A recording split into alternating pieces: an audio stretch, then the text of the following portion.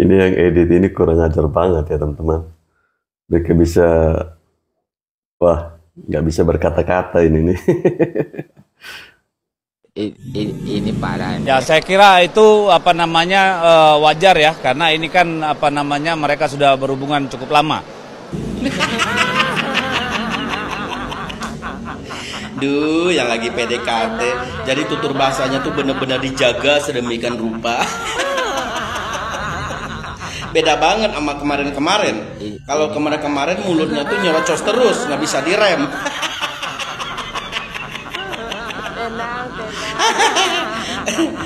Kalau lagi ada maunya, manis banget tuh mulut. Ini ada dua kemungkinan nih. Apa ini benar-benar mau PDKT atau takut? Tapi kalau menurut saya, Pak Prabowo ini emang baik sama semua orang. Jadi bukan sama Bu Mega aja gitu ya. Sesuai kata almarhum Gus Dur, yang paling tulus itu hanyalah Pak Prabowo. Jadi jangan GR ya.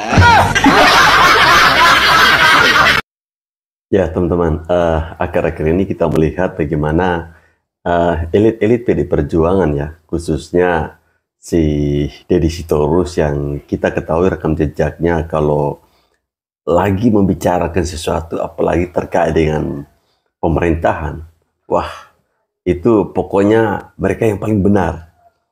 Tapi mulai atau ketika Hasto ditetapkan sebagai tersangka, kemudian muncul persoalan PIK 2, mereka sepertinya adem-adem saja. Ya, mulai terlihat bahwa ada di mana Megawati mulai menjalin hubungan baik dengan Bapak Prabowo Subianto. Mereka saling memberikan sesuatu. Ada apa ini? Apakah ini PD Perjuangan ingin atau mereka mau supaya Bapak Prabowo itu bisa menarik kader-kadernya mereka untuk bergabung di dalam pemerintahan? Ataukah seperti apa? Karena tidak seperti biasanya ya. Deddy Sitorus ngomongnya kalem kayak gini. ada aja ya. Kalau ada maunya itu bicaranya sopan sekali ya. Jadi mereka menuduh masyarakat yang mendatangi rumah Jokowi adalah orang-orang bayaran ya. Mereka menuduh ini adalah settingan. Jokowi gila hormat, ya mereka bilang. Setelah tidak menjabat masih ingin terlihat dibutuhkan. Dan ya berbagai tuduhan negatif lainnya lah yang disampaikan. Saya bilang kalau mau jujur ya, yang mendatangi rumah Jokowi itu kan dari berbagai kalangan dan dari berbagai daerah. Bahkan yang datang ke sana itu mungkin orang-orang yang secara ekonomi mapan ya dibandingkan dengan orang-orang yang menuduh. Ya. Masyarakat dari luar daerah yang dituduh itu datang ke tempat Jokowi tentu ya mereka datang ke sana harus mengeluarkan ongkos pesawat, penginapan, dan berbagai hal lain ya. Tentu ya bukan hal yang murah. Ya, dimana belum tentu juga yang menuduh mampu ya melakukan hal itu. Mereka mungkin tidak punya uang seperti yang mendatangi Pak Jokowi kan. Ya, hanya orang gila, hanya orang yang otaknya tidak waras yang bisa menuduh bahwa lautan manusia yang datang, ya, mereka bahkan berbondong-bondong di rumah Bapak Jokowi di Solo. Katanya itu adalah sebuah settingan. Ya, bagi saya, apa yang mereka pikirkan, apa yang mereka tuduhkan lebih kepada ada rasa kecemburuan, ada rasa iri. Mungkin di dalam benaknya mereka ya, di dalam hatinya mereka bertanya, kok bisa ya ada seorang mantan presiden ya, dia sudah tidak lagi menjabat, Tetapi masih saja ada orang yang mau datang ke rumahnya untuk sekedar berselfie ria, ya, berfoto bareng keluarga. Bahkan mereka berkorban, ya, jauh-jauh dari daerah pelosok untuk sekedar bisa foto bersama dengan Bapak Jokowi. Kok bisa ya? Emang apa sih yang sudah dilakukan oleh Bapak Jokowi? Ya, mereka pasti akan berpikir seperti itu kalau orang gila. Ya, kalau orang yang tidak waras.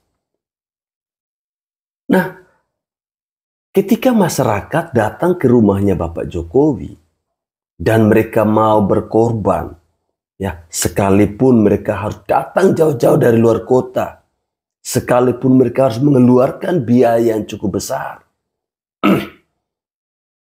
itu semata-mata karena selama kepemimpinan atau selama beliau memimpin bangsa ini, dia benar-benar bekerja dengan tulus.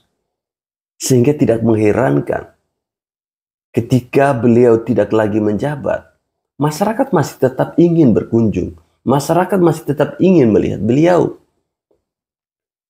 Lah kemudian kalian menuduh bahwa ini adalah sebuah settingan. Untuk apa? Untuk apa ini kalau disetting? Ya, untuk kepentingan apa? Nggak ada kan? Lagian dulu waktu Bapak Jokowi masih aktif, ketika beliau berkunjung ke daerah-daerah, masyarakat juga berbondong-bondong kok. Dan itu tidak disetting. Dan itu tidak diatur. Dan itu tidak diundang. Ya, masyarakat cukup mendengar. Mereka mendengar, oh tanggal sekian Presiden Jokowi akan datang ke daerah kita. Secara otomatis mereka akan menunggu titik di mana Presiden Jokowi akan melewati tempat itu. Begitupun ketika beliau sudah tidak lagi menjabat, mereka sudah tahu rumahnya Pak Jokowi di mana. Tinggal pergi ke Solo, ya, naik Grab atau apapun itu ojek online, tinggal tanya saja rumahnya Pak Jokowi di mana. Kalau mau kunjung ke rumahnya Bapak Jokowi, syaratnya apa saja? Jam berapa saja boleh berkunjung. Bebas. Ya, jadi boleh saya katakan ketika masih ada orang yang berpikiran negatif tentang Bapak Jokowi, saya bisa pastikan bahwa orang-orang itu adalah orang yang gila. Mulyono harus dibawa ke pengadilan. Saya yakin IKN yang gagal itu hanya salah satu kejahatan Mulyono. Bahwa pagar bambu di lautan sebelah utara Tangerang sepanjang 31 km juga ada tangan kotor Mulyono di situ. Jadi insya Allah manusia Mulyono akan mengakhiri hidupnya di penjara. Nah, tangan Jokowi itu tangan yang panas dan beracun. Seperti biasa dan lagi, Pak Amin Rais mengeluarkan statement yang tendensius kepada Pak Joko Widodo. Di setiap kesempatan narasinya, beliau selalu memframing negatif terhadap Presiden Republik Indonesia yang ke-7 ini. Ya biasalah, mungkin barangkali Pak Amin Rais memiliki dendam pribadi kepada Pak Joko Widodo, kita kan tidak tahu. Berdasarkan statement Pak Amin Rais yang mengatakan bahwasanya Ibu Kota Nusantara atau IKN itu mangkrak. Secara harafiah, mangkrak itu adalah keadaan di mana suatu proyek tidak lagi dikerjakan dan terbengkalai. Sedangkan IKN ini pada saat ini masih berproses dan terus-menerus dibangun. Berdasarkan sifatnya, IKN ini adalah proyek jangka panjang, yang mana pengerjaannya itu memanglah harus dicicil-cicil sedikit demi sedikit, yang pada akhirnya bisa kelar. Apabila Pak Amin Rais terus-menerus memberikan statement seperti ini, itu berpotensi menurunkan harga diri dan kepercayaan diri negaranya sendiri. Sehingga apa efeknya? Investor luar negeri atau asing tidak memiliki trust atau kepercayaan untuk menitipkan sejumlah aktiva lancarnya ke negara kita. Jadi, untuk membangun peradaban yang maju, maka salah satu syaratnya adalah kepercayaan diri oleh warga negaranya sendiri. Namun tidak begitu yang dilakukan oleh Pak Amin Rais. Bagaimana orang luar akan percaya ketika orang dalam sendiri tidak percaya? Jika memang sudah terpenuhi unsur untuk mempidanakan Pak Joko Widodo, maka segeralah penuhi unsur pidananya agar Pak Joko Widodo bisa segera diproses. Kemudian kalau memang sudah terbukti dan Pak Joko Widodo bisa diproses, Pak Amin Rais akan berhenti memframing dan mengeluarkan statement-statement yang seperti ini. Ya, kalau berbicara tentang Amin Rais, tentu kita semua sudah tidak kaget ya. Amin Rais ini kan sekarang menjadi konten kreator ya, menjadi seorang YouTuber. Mantan ketua MPR, jadi konten kreator, jadi YouTuber. Nah, untuk atau demi mempertahankan agar dia tetap eksis, agar dia tetap hidup, agar dia bisa makan, maka seorang Sengkuni, maka seorang Amin Rais yang sudah bau tanah, yang sudah bau usur, di dalam perkontenannya dia selalu topiknya tentang Bapak Jokowi. Dan bukan hal positif. Ya, di matanya Amin Rais, bahwa Pak Jokowi itu tidak benar. Tidak pernah benar. Segala persoalan yang ada di bangsa ini, itu dia salahkan Bapak Jokowi. Dia salahkan Mulyono. Mulyono yang hampir tiap hari dalam kontennya si Sengkuni ini terus dia serang, terus dia hina. Tapi apa yang terjadi? Mulyono terus dimuliakan oleh masyarakat Indonesia. Ini terbukti dengan bagaimana semakin membludaknya masyarakat ingin melihat masyarakat yang datang jauh-jauh dari daerah pergi berkunjung ke rumahnya Mulyono. Bukan ke rumahnya Amin Rais. Saya jadi teringat kata almarhum Gus Dur. Ya, beliau katakan bahwa si Amin Rais itu akan menjadi seorang gelandangan politik. Dan itu benar. Terbukti. Ya, teman-teman bayangkan. Kalau nggak ada Pak Jokowi, Amin Rais ini tidak mungkin masih eksis sampai saat ini. Ya, karena demi mempertahankan keeksisannya. Ya, demi mempertahankan isi perutnya. Demi mempertahankan napas kehidupan dia. Maka Bapak Jokowi yang menjadi sasaran empuk. Tuduhan demi tuduhan terus-menerus dia lontarkan. Hari demi hari, minggu demi minggu, bulan demi bulan, bahkan tahun demi tahun. Tapi tidak ada satupun tuduhan itu yang bisa mereka buktikan. Artinya apa? Sebenarnya si Amin Rais ini dia sayang dengan Bapak Jokowi. Ya. Dia sebenarnya malu dengan prestasi yang dibuat oleh Bapak Jokowi. Tapi mau mengakui sudah terlanjur membenci. Ya, mau mengakui sudah terlanjur membenci. Lah Amin Rais prestasinya apa? Hah? Prestasinya apa? Satu-satu prestasi Amin Rais yang dikenal oleh publik, ya, itu adalah dia bersama dengan Megawati berhasil menurunkan almarhum Gus Dur dari jabatannya sebagai presiden. Itu fakta. Itu fakta. Itu satu-satunya prestasinya Amin Rais. Berbicara tentang Amin Rais, ketika membuat janji tidak pernah dia tepati. Menuduh tidak pernah dibuktikan. Dia menuduh IKN mangkrak. Tapi sekarang pembangunannya tetap dan terus berjalan. 2014 dia berjanji bahwa kalau Jokowi bisa menjadi seorang presiden, saya akan jalan kaki dari Jakarta ke Jogja bolak-balik sambil engklek-engklek. Sekarang apa? Nggak dia lakukan kan? Jadi omongannya si Amin Rais ini tidak bisa dipercaya oleh orang. Kita anggap saja dia ini orang gila. Kita anggap saja dia ini orang yang tidak waras. Ya sekarang kan dia sudah punya ternak.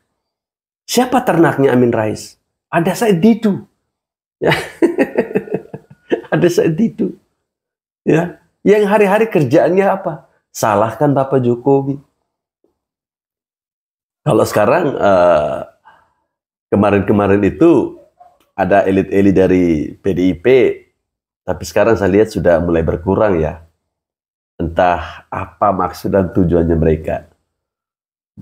Kalian masih ingat nggak waktu Hasto kemarin ditetapkan jadi tersangka? Aku bilang apa? Ini akan ada pengungkapan kasus EKTP jilid 2. Dan sebentar lagi akan terlaksana. Karena salah satu pelaku yang udah DPO sudah ditahan di Singapura. Apa kaitannya Bung dengan Hasto? Karena kemungkinan ada 3 nama lagi yang akan terseret dari kader PDIP. Siapa-siapa aja namanya Bung, sabar kali ya. Ikuti cerita ini dari awal sampai akhir biar ketemu kalian siapa orangnya. Aku gak akan spill di menit keberapa, aku akan kasih tahu. Ya, jadi kemarin ya beberapa waktu yang lalu kalau nggak salah tanggal 15 Januari 2025 ya sudah ditangkap ya salah satu DPO kasus EKTP yang bernama Paulus Thanos, ditangkap di Singapura ya. Nah, jadi mungkin kalian bertanya, apa peranannya si Paulus Thanos ini? Nah, kita harus runut dulu dari awal ya. Kita harus runut dari awal sampai akhir supaya kita ketemu kesimpulannya. Jadi penyebutan tentang kemungkinan kader PDIP akan terseret 3 orang lagi namanya nggak menjadi hoax. Karena aku harus bertanggung jawab dengan apa yang kukatakan. Iya kan? Itu dia. Yang kusampaikan ini data. Data, wah, bukan fakta yang dibuat-buat. Jadi kita runut dulu dari awal. Jadi kalau bicara tentang kasus EKTP, ya, kiblatnya itu selalu Setia Novanto. Selalu ke situ, nggak ada yang lain. Padahal pelakunya banyak. Yang nerima aliran dana juga banyak. Yang berkeliaran juga masih banyak. Aduh, ya kan. Jadi begini, tahun 2010 Kemendagri mengajukan sebuah proyek, ya, proyek pengadaan EKTP. Ya, jadi kalau sudah pemerintah mengadakan proyek seperti itu, sudah pasti harus dibahas terlebih dahulu di DPR, ya. Jadi waktu itu yang membahas itu adalah Komisi 2 DPR RI. Nah, dilakukanlah pembahasan, ternyata setujulah ya untuk dilaksanakan atau dilakukan pembuatan EKTP secara massal, ya, secara besar-besaran, dan dana yang dibutuhkan itu sekitar 5,9 triliun. Wah, banyak itu, banyak. Ya kan? Nah, setelah dilakukan pembahasan, ya, dipanggillah, ya, dikontaklah atau ditelepon atau dikomunikasikanlah dari dari pihak DPR Komisi 2 kepada Kemendagri, ya. Waktu itu ketua Komisi 2 yang namanya Burhanuddin Nabitupulu, ya, meminta fee kepada Kemendagri. Untuk apa itu? Sebagai uang pelicin. Supaya apa? Supaya DPR ya boleh memberikan kartu hijau untuk proyek EKTP. Ya kalau sudah dibahas, sudah ketok palu, ya tinggal jalan kan begitu. Pemerintah tinggal mengeluarkan uangnya kan begitu, ya kan? Nah kemarin itu ya si Burhanuddin ini meminta fee. Aku yakin bukan untuk dia sendiri. Karena dibahasnya kan rame-rame. Kan begitu kan? Jadi dimintalah fee kepada si Irman. Jadi dirjen ini namanya Pak Irman. Nah, Irman mengatakan bahwasanya pemberian fee akan dilakukan oleh rekanannya yang merupakan pengusaha. Ya, kalau memang benar adanya informasi ini, tentu ya ini akan semakin menguatkan kita bahwa kenapa sepanjang Bapak Jokowi menjabat sebagai presiden, tidak pernah itu DPR mensahkan undang-undang perampasan aset yang diusulkan oleh presiden. Ya, ternyata semakin ke sini kita semakin ditunjukkan oleh bukti-bukti baru, oleh fakta-fakta baru bahwa memang ada oknum-oknum di dalam PDI Perjuangan yang terlibat kasus-kasus besar. Ya mungkin ketika itu karena mereka masih berkuasa, jadi semuanya adem-adem saja. Semuanya tenang-tenang saja. Namun ketika sudah tidak lagi berkuasa, mulai satu persatu terungkap. siapa-siapa orang yang terlibat dalam kasus-kasus yang ada di negeri ini. Ya, kasus EKTP kita hanya kenal nama Setia Novanto.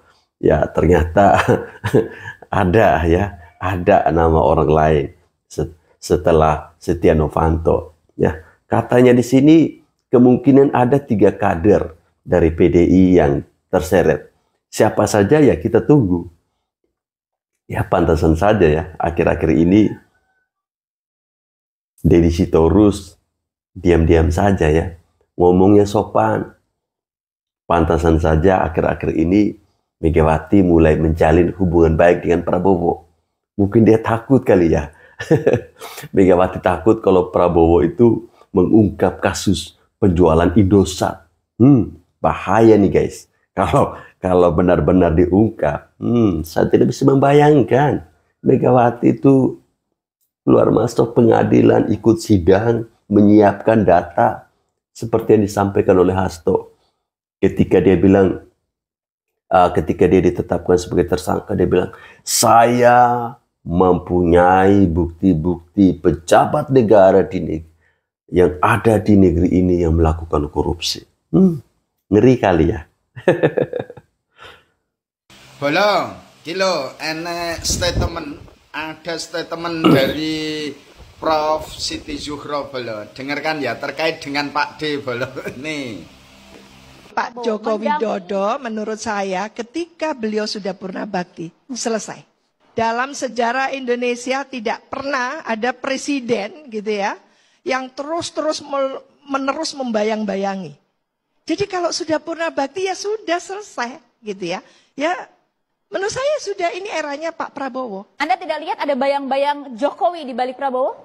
Pak Prabowo itu bukan anak kecil loh. Kenapa harus dibayang-bayangi? Izin Prof. Siti nanggapi nggih. Panjenengan kan profesor di bidang politik nggih. Coba sampean kan saya yakin bisa membedakan mana itu kekuasaan dan mana itu kepemimpinan. Sampean menyampaikan bahwa Pak Jokowi setelah tidak menjadi presiden maka selesai sudah gitu nggih. Ini kata kunci nggih yang saya simpuli. Ahmed Prof, yang sampean katakan itu kalau menurut saya apa tidak justru malah menghalangi hak-hak asasi seseorang, Prof? Coba diperhatikan, Prof. Yang sampean minta sudah selesai. Coba. Okay. Kenapa saya sampaikan gini? Karena secara yuridis memang Pak D. Jokowi berakhir sebagai seorang presiden. Dan kita semuanya juga tahu kan, Pak Jokowi nggak melakukan langkah, kegiatan atau aktivitas apapun terkait dengan presiden, kepala negara, terkait dengan kekuasaan yang diatur oleh undang-undang. Tapi perlu kita ingat, Jokowi adalah warga negara Indonesia yang hak-haknya itu juga diatur oleh undang-undang. Kalau Pak D. Jokowi nggak boleh melakukan aktivitas apapun, saya malah punya kepikiran panjenengan itu apa ya, kayak pemikiran kolot itu, pemikiran zaman dahulu itu. Setelah selesai suruh diam, berpangku tangan, terus karung duduk, nggak boleh apa-apa. Gimana ini? Gimana? Masing-masing individu warga negara itu kan diatur undang-undang untuk kebebasan berserikat, berkumpul, menyampaikan pendapat, berorganisasi. Lah terus salahnya di mana?